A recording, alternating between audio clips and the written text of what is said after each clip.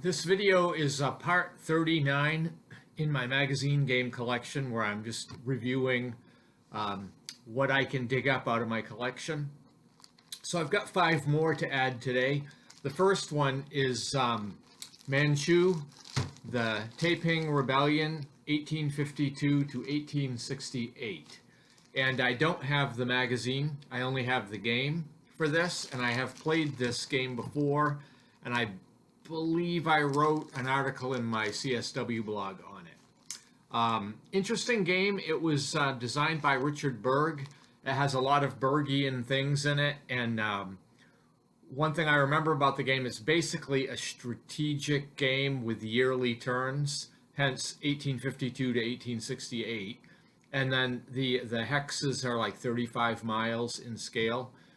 And I remember Berg put, like he often does, events that add flavor to what's going on.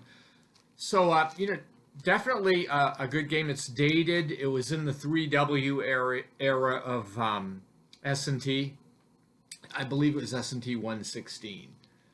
Anyway, Manchu.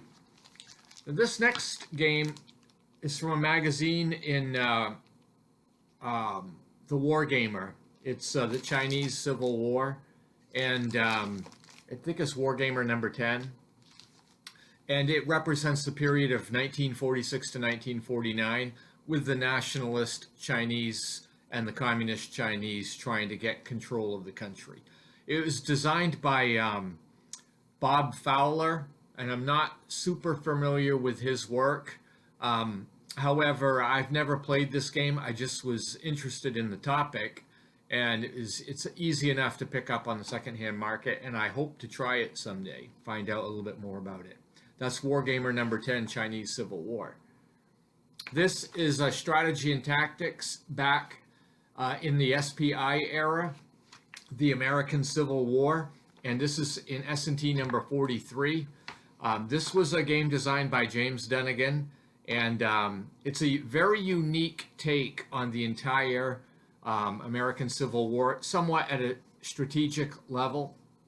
It has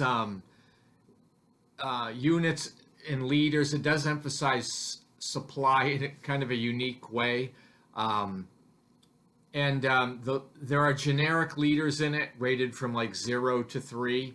And so you have to fill in the name of the leader that you think that they might be. And it does have special rules for the naval leader.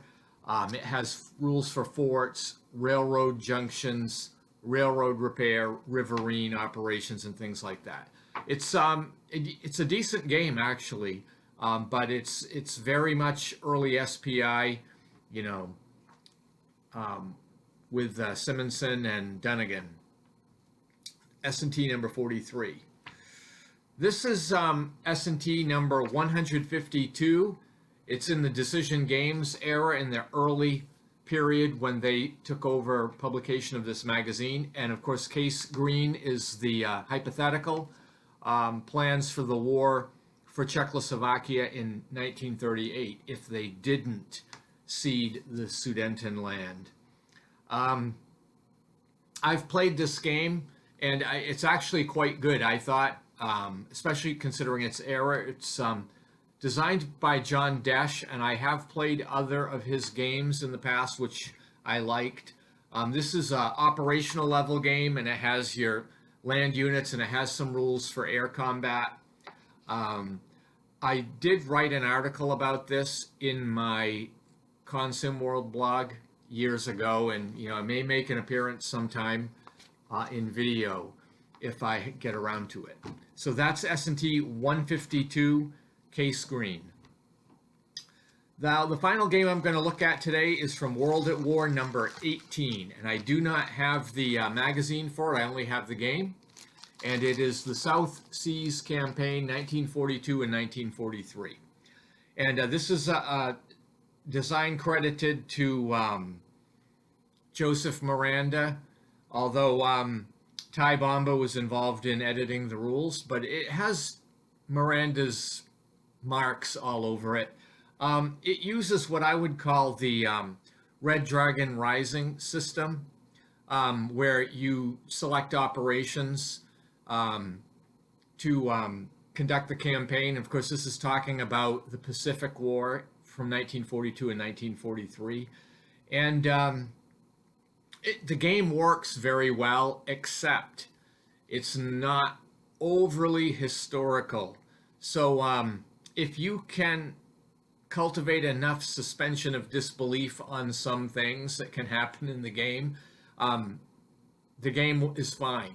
In fact, I wrote an article, a replay article on this game that was published in Moves Online some years ago. So that's World at War number 18, the South Seas campaign, using the Red Dragon Rising system. So that's what I have for my latest part 39 of my magazine game collections. I thank you for watching, and if you have comments on any of these games, please share them in the comments. Have a great day.